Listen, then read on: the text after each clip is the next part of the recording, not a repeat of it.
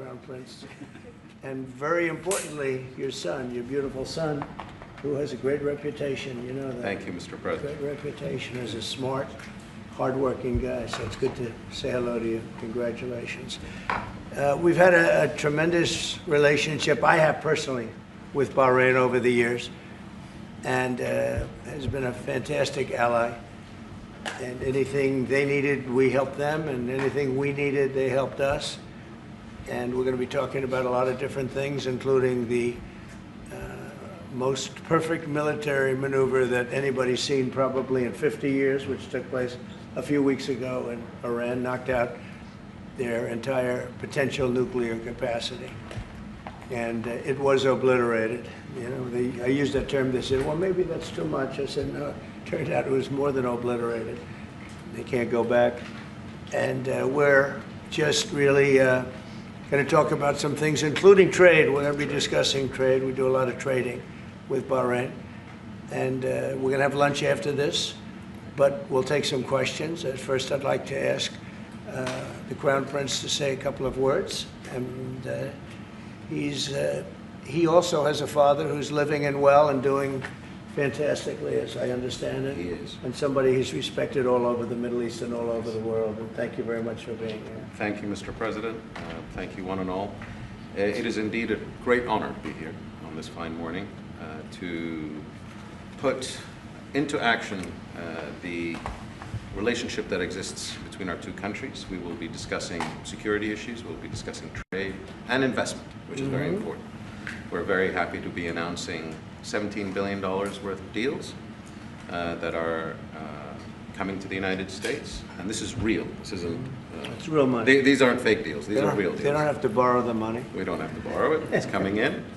And it only builds upon a legacy that we're very proud of. We have had a relationship in the civil side between our two countries since 1893 and formally since 1948. So may it long continue, and we look forward to many, many more years of productive partnership. Thank you, Mr. President. We will have You that. honor us. We will have that indeed. We'll have many good years, and I'd say right now is your top year, and we appreciate the investment. It's a great. We left, as you know, Saudi Arabia. We were just there in Saudi Arabia, and Qatar was so great.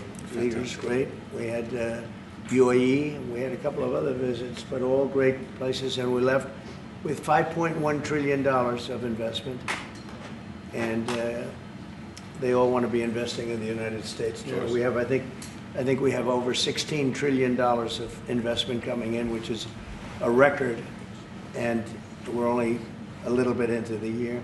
And let's say the first 2 months, I sort of took it easy because we had to fix up the Oval Office. I had to devote my time to fixing it up, but now we had to fix up our country. So we have, I think everyone is saying we have the hottest country now anywhere in the world. We were dead a year ago. We are a dead country. And now we have the hottest country anywhere in the world. And it's a great honor to have you here. Thank you, Mr. President. Any questions? Syria. Any comments on the developments in Syria at the moment? Well, I can comment. I think I'll ask Marco to say a few words on Syria.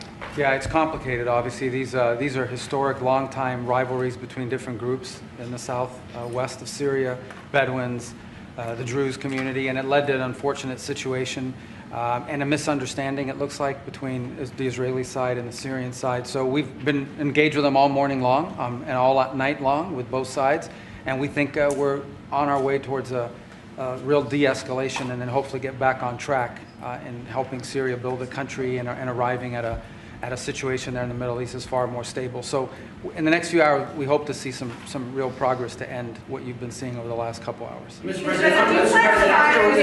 President, Jerome Powell, do you have plans, or if you're back considering firing Jerome Powell, and what's your justification if you're thinking about this to do this? Too late. He's always been too late, hence his nickname, Too Late. He should have cut interest rates a long time ago. Europe has cut them 10 times in the short period of time, and we cut them none.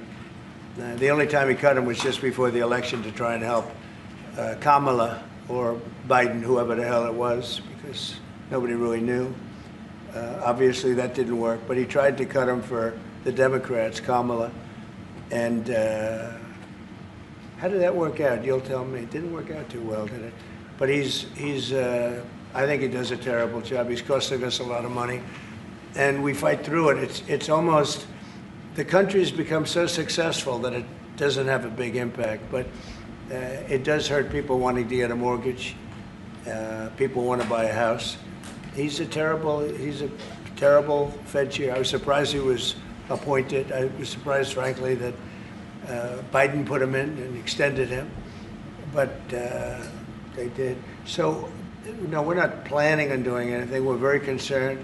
He's doing a little renovation for $2.5 billion of the Fed, building a renovation, and they have a close to $900 million cost overrun, and it's a shame. But the biggest cost overrun is the cost overrun for interest rates, because we should be paying 3 points lower, and we would save $1 trillion a year in interest if that were the case. And all it is the stroke of a pen. And that goes for his board, too, because his board is not doing the job, because they should try and rein this guy in. So he's doing a lousy job, but no, I'm not talking about that. Fortunately, we get to make a change in the next, 8 months or so. And we'll pick somebody that's good, and we'll pick somebody. I just want a fair job. We want to see lower interest rates. Our country deserves it. We're making a lot of money. We're doing great as a country. We have no inflation, record stock market, record business, record everything. Everything's a record now. We had the worst inflation in history under Biden, and now we have almost no inflation.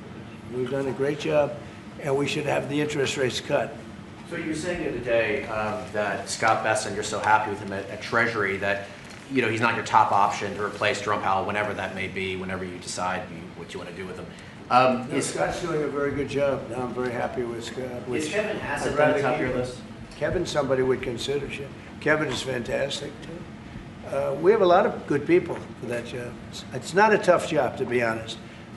Assuming you're smart, it's not a tough job. If you're a dummy, then I guess it's a tough job. But it might be one of the easiest jobs I've ever seen. And now on top of it, he's building a close to $3 billion little nest egg for himself. He's not doing the right job. We should be saving $1 trillion a year in interest. When he talks about cost, we should be saving, think of it, $1 trillion a year. Add that with the tariffs and everything else. But he just doesn't want. He's a knucklehead. But we'll see how that. We'll see how he's listening to this. That's a strange conversation. But we like to say it like it is. But we have a lot of people that want that job very badly, and I'm only interested in low-interest people, frankly, because you don't need. I know. So they had the 71 different economists and people experts that they picked about a month ago. I was the only one, along with one person from maybe the Wharton School of Finance. The two of us got it right. 69 people, including Powell, got it wrong. And he wants to hire thousands of new people to help him decide where we're going in the future. It only takes one good mind. It doesn't take 5,000 good minds. So they're expanding the Fed. It's the dumbest thing I've heard of. But it's very autonomous. Just to follow up on that, sir, are you completely ruling out the idea of firing Jerome Powell?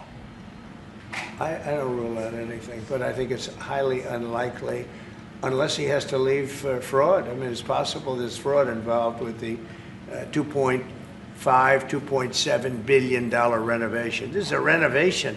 How do you spend $2.7 billion? And he didn't have proper clearance, et cetera, et cetera. So that's going on. So there could be something to that, but I think he's not doing a good job. He's got a very easy job to do. You know what he has to do? Lower interest rates. Have you drafted a letter to send to Powell if you decide that you are going to fire him? Have you drafted a letter? No, I haven't drafted a letter. So you didn't show a letter to Republican lawmakers last night? No, I talked about the concept of fire him. I said, what do you think? Almost every one of them said I should.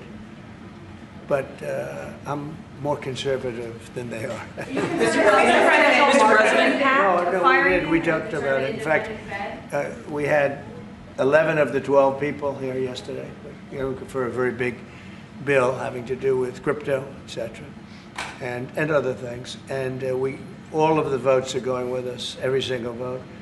But during the conversation, when we were talking about it, I asked, what would you do about that? They all said would fire him.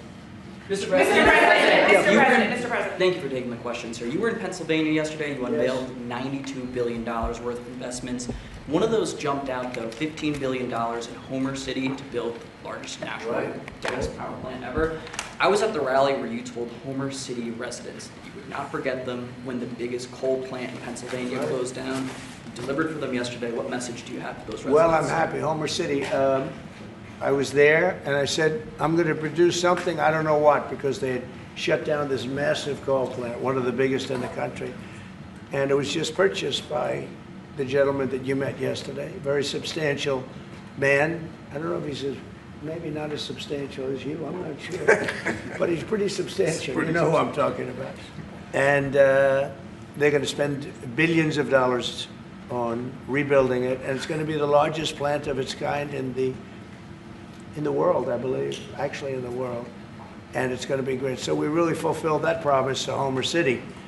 But it's to Pennsylvania, basically. I won Pennsylvania, and very conclusively won Pennsylvania. So I owe them a big debt of gratitude. But thank you for bringing that up. We raised 92. It's actually going over 100. So it'll be over $100 billion to be invested in Pennsylvania. It was Pennsylvania Energy Project. So we had, everybody was there. Larry Fink was there. I mean, everybody was there and done a great job. The senator did a great job.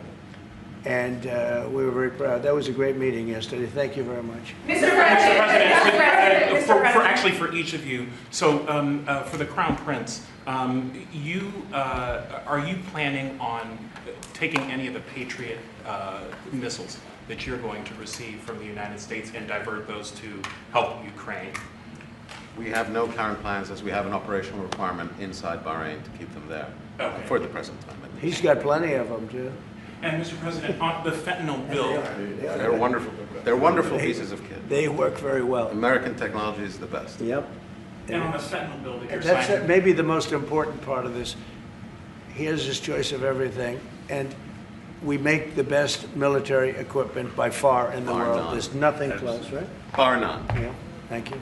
And on the fentanyl bill that you're signing today, do you hope that that's going to restart law enforcement cooperation with China on getting the fentanyl? Yeah, I think China's been helping out. I mean, it's been a terrible situation for many years with fentanyl, but since I came here, we're talking to them, and they're making big steps. They're also, as you know, being penalized. You know that, right? They're being penalized with tariffs because of the fentanyl, but they want to do something. We'll see what happens. Mr. President, I know. Please. Thank you, Mr. President. An American from Tampa was beaten to death. He was killed by Israeli settlers in the West Bank. His family has been calling on you to help prosecute his killers. Are you going to do that? An American from Tampa? Yeah, your first sentence is really, go ahead. Okay, an American citizen from Tampa, Florida, has been killed in the West Bank. His family has been asking on you to prosecute him.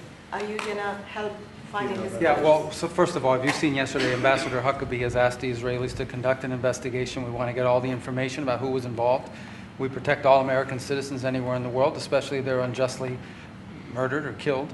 So we're gathering more information, but I hope you saw yesterday Ambassador Huckabee in Israel asked the Israeli authorities to produce an investigation and concrete information about who was responsible for his murder.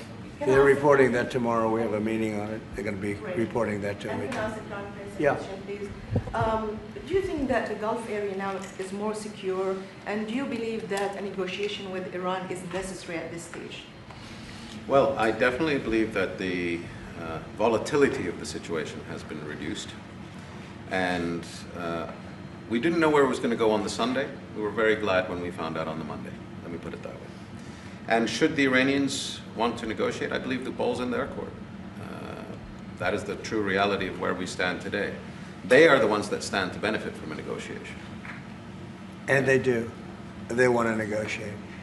They want to negotiate badly. We're in no rush because, you know, we said we could have made a deal. They should have made a deal. and then we bombed the hell out of their various places. We're in no rush, but if they want to negotiate, we're here. Yeah. Mr. President, I know you want to move past all this intrigue over the Epstein files, but I do want to ask you to clarify something you said this morning. You said this was all a hoax. Has your Attorney General told you this was a hoax? What evidence have you seen of that? No, it's not the Attorney General, no. I know it's a hoax. It's started by Democrats. It's been run by the Democrats for 4 years. You had Christopher Wray and these characters and Comey before him. And it's a bad group. It started, actually, look at the Steele dossier that turned out to be a total hoax. The 51 agents, the intelligence, so-called intelligence agents, it was a hoax. It's all been a big hoax. It's perpetrated by the Democrats. And some stupid Republicans and foolish Republicans fall into the net. And so they try and do the Democrats' work. The Democrats are good for nothing other than these hoaxes. They're bad for policy. They're bad for picking candidates that can get elected. Like in New York, we have a communist running. He may get elected too, actually, but he'll destroy the city. No, it's I call it the Epstein hoax. It takes a lot of time and effort. Instead of talking about the great achievements, we've had a great gentleman.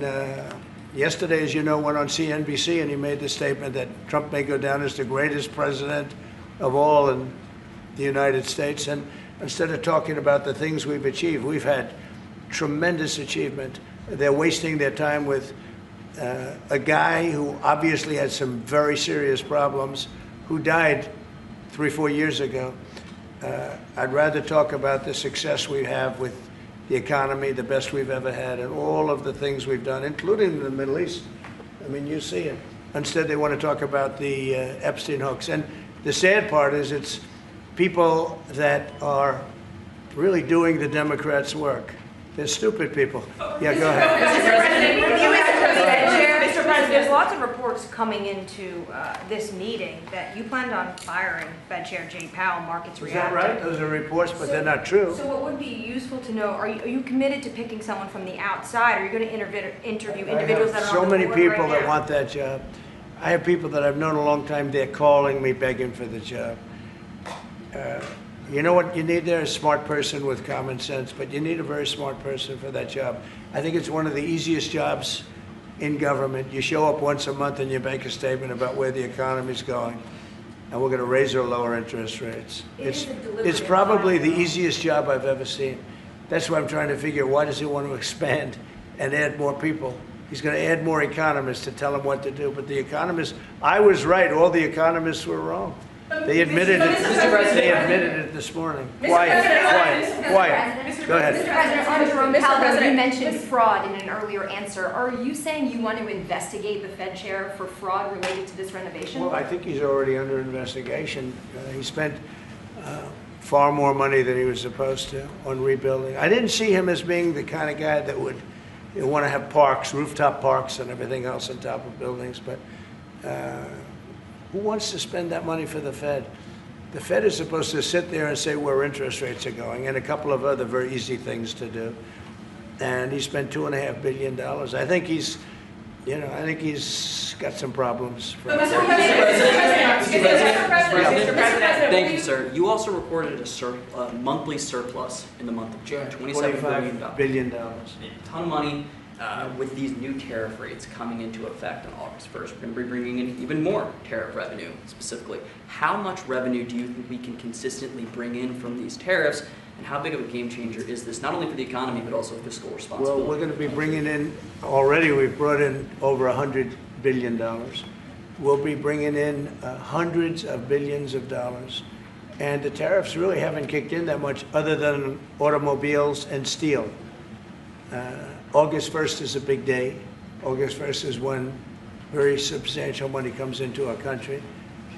We've made deals with a lot of great places, but we had one yesterday, that was announced. We have another one coming up, maybe with India, I don't know, we're in negotiation. When I send out a letter, that's a deal. In other words, that's a deal. They don't want to ever say that, oh, how many deals have you made? The best deal we can make is to send out a letter. And the letter says that you'll pay 30%, 35%, 25%, 20%, in one case 50%, Brazil, and because what they're doing to their former president is disgraceful. I know the former president. He fought like hell for the people of Brazil, that I can tell you. And I believe he's an honest man. I think what they're doing to him is terrible. So, yeah, we have some pretty good deals to announce, but every time we send out a letter, that's the deal. The big one really is going to be on the 150 countries that we're really not negotiating with, and they're smaller. We don't do much business with them. Because you have a lot of countries, you have over 200 countries, and a lot of people don't know this, but we'll have well over 150 countries that we're just going to send a notice of payment out, and the notice of payment is going to say what the tariff, and it's all going to be the same for everyone, for that group. They don't, they're not big countries, and they don't do that much business. It's not like the ones that we've agreed with, like China, like Japan, where we're negotiating with them, but I think probably we'll live by the letter with Japan. We're very close to a deal with India where they open it up. Indonesia yesterday was, it wasn't an open country, now it is. And they have tremendous copper, quality copper, and probably the most copper. And we made a deal with Indonesia. We pay no tariff, 0, and we have total access to trade. That's a phenomenal deal for our companies. And we've agreed with them, as you know, on 19%. They pay 19%. And it's a good deal for them, and it's a good deal for us, so in that case. But we have a number of them coming up. But overall, we're doing well, and we're taking in a lot of money, We have the number one, we have the most oil of any country in the world, even more than them, which is hard to believe. But we have a little larger piece of land, right? We do, sir. But so. we're number one in the world in oil, and we're drilling, and today it hit $64 a barrel, which is great. And that'll help stop wars, actually. If you want to know the truth, it's going to help stop wars. And we hope to get it down a little bit more. But we have oil down to $2, $2.25, $2.50 in numerous states. We hit one at $1.98 a gallon. And that's a great thing. That's one of the reasons that inflation's in check. When you can do that, you stop the inflation. What Biden did is he ended our policies, went to his policies. He doesn't have a policy. Some lunatic around the desk had a policy. Whoever operated the auto pen had a policy, which is, by the way, I think the biggest scandal. That's the scandal they should be talking about, not Jeffrey Epstein. The scandal you should be talking about is the auto pen, because I think it's the biggest scandal, one of them in American history. So the economy is doing really well, and people are seeing it. Yeah. Mr. President, will you ask Attorney General Pam Bondi to release more documents to finally put this controversy to bed? Whatever's credible, she can release. If a document is credible, if a document's there that is credible, she can release. I think it's good. But it's just really, it's just a subject. He's dead. He's gone, and all it is the Republicans. Certain Republicans got duped by the Democrats, and they're following a Democrat playbook, and no different than Russia, and all the other hoaxes. They're started by the Democrats, and some Republicans. In this case, I was surprised, but they got duped. But have you talked about it? Have you talked about it with her the last witness? President, first of all, remember on your high-ranking officials, whether it's been your FBI director or Pam Bondi, they have made some inconsistent statements in the past. You've had. Well, I don't know. I can't speak about him, but I can say that Pam Bondi, I really think that she's done very good. She says, I gave you all the credible information. And if she finds any more credible information, she'll give that too. What more can she do than that? I mean, honestly, what more can she do? And we do have bigger problems. We have problems with millions of illegal people that came in here, and they're killers and murderers. We have 11,888 murderers that were allowed into our country by Biden, Sleepy Joe Biden, stupid Joe Biden. He allowed them into our country. And you know what? We got to do something about it. She's got a lot of things she's working on. And, it's very sad that somebody can be waylaid, they just get waylaid, but I think she's doing a great job, personally. In your Truth Social this morning, you mentioned past supporters when you were talking about the Epstein issue. Does that mean that you're effectively disowning any supporters who are now calling? I lost a lot of faith in certain people, yeah. I lost, because they got duped by the Democrats. The Democrats are good for nothing. They've done a terrible job. They almost destroyed our country. If I didn't get elected, all these numbers you're hearing about, they found $25 billion and another 25 is coming in and hundreds of billions of dollars is pouring into our country. And we just got the biggest tax cut in history. We just got the biggest regulation cuts in history. There'll be no tax on tips. There'll be no tax on Social Security. There'll be no tax on overtime. There'll be no tax on so many other things. You're allowed to deduct your interest from a car payment. That's never happened before. You borrow interest, you borrow money to buy a car if the car is made in America. And by the way, factories are being built all over America, car factories, AI factories, but you get a deduction on your interest. Nobody ever thought of that before, it never happened before. And, you know, these are the things that they should be talking about. The big, beautiful bill is one of the greatest pieces of legislation ever in this country, and the Democrats have nothing to combat it. So they say, oh, it's death, death. Oh, that's good. And then they give it to the fake news, which is you and a few others. And the fake news talks about the bill is death. The bill is actually life. The bill is life, and it saves our country. This bill is incredible. Look at the results already. So we have $16 trillion being invested in our country. And this great gentleman and his family just came in with another billions of dollars. And if he didn't like the country, if he didn't like where we were going, he's very smart. He'd come, maybe he wouldn't even come. I think maybe he wouldn't even come, you'd save your time. But, because, you know, it's one of those things. But if he didn't like where this country was, he wouldn't be investing billions of dollars in this country. But think of it, $16 trillion, more than has ever been even contemplated before, and we haven't even started yet. So that's what I want to talk about. I want to talk about the success. And the Democrats have nothing to show for what they do.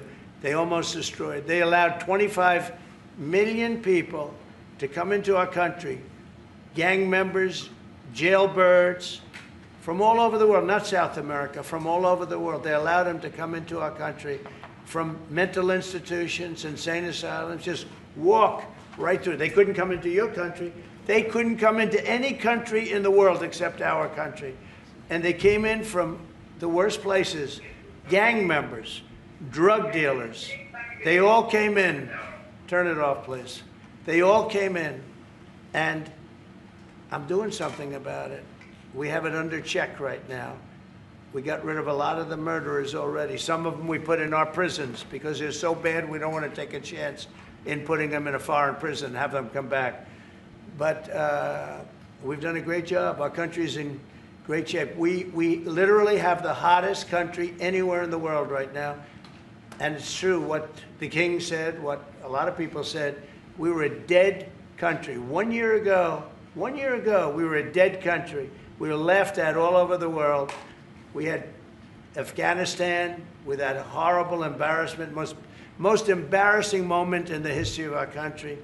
Look what happened with Russia and Ukraine. That should have never happened. Look what happened with Israel. That would have never happened. Hamas had no money. Iran had no money. There was no money to do an attack like that. All these things that happened that wouldn't have happened if you had good leadership. And that's what you should be talking about. Thank you very much, everybody.